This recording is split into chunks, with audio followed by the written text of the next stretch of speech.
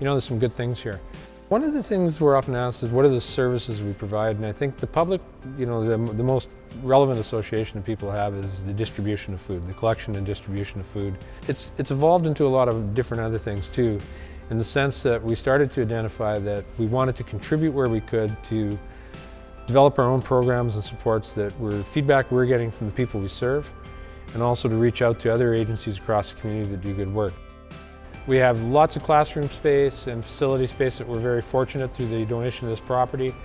And beyond our programs, I think a really important piece for us to reinforce is it's there for the wider community too. If there's organizations that we can help support, come on in, let us show you around. Some of the things that we've developed over the last few years is a financial literacy program, a nutritional leadership program, which is really about how you can eat well, healthy, from a lifestyle point of view if you find yourselves on limited income and reaching out to supports like ours.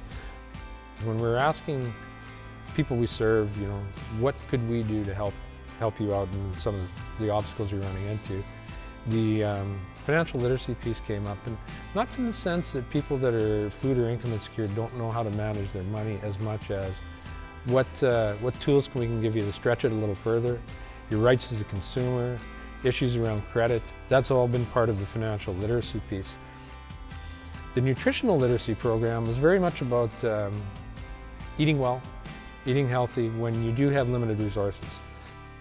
We've had some kitchen facilities here. I guess what I'd call it is a home ec style of kitchen, larger kitchen where we're able to bring community together to talk and learn over food.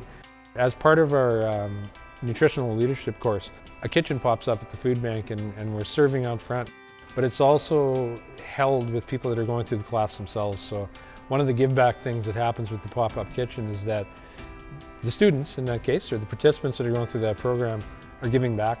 They're serving people that are coming through, and it's also a nice introduction. I think there's a level of comfort to say that you see someone in the class you might know and say, hey, have you enjoyed this experience? Maybe this is something I'd be interested in. And it's a nice positive introduction to some of the work we're doing, and you get something good to eat. We took on a pilot project where we started to invite people in to find out if there are supports that they needed, if there's a health issue they're aware of or not aware of. That just grew very organically. We had a lot of other health providers start to get involved and say, we'd like to take part in this, we'd like to bring information and services out to the communities. We call it a screening room, but it's basically where we invite in people with particular knowledge in the health field, whether it's a pharmacist, in partnership with Regina Capel Health Region, a program called Live Well with Chronic Conditions, which is, again, it's information and tools for people that are living in some form of chronic condition that are also food or income insecure as well too, how we can get some tools and supports there. That's spun off into things like chronic pain management, smoking cessation, dental clinics, eye tests, all kinds of different things. And it's something that, again, maybe not as commonly known, but this is something that we've been able to do in partnership with the community, where very often this is volunteered and contributed services, almost most of the time, if not all the time. And the one thing I'd throw out, what's different than, I guess, other places, sometimes it's access.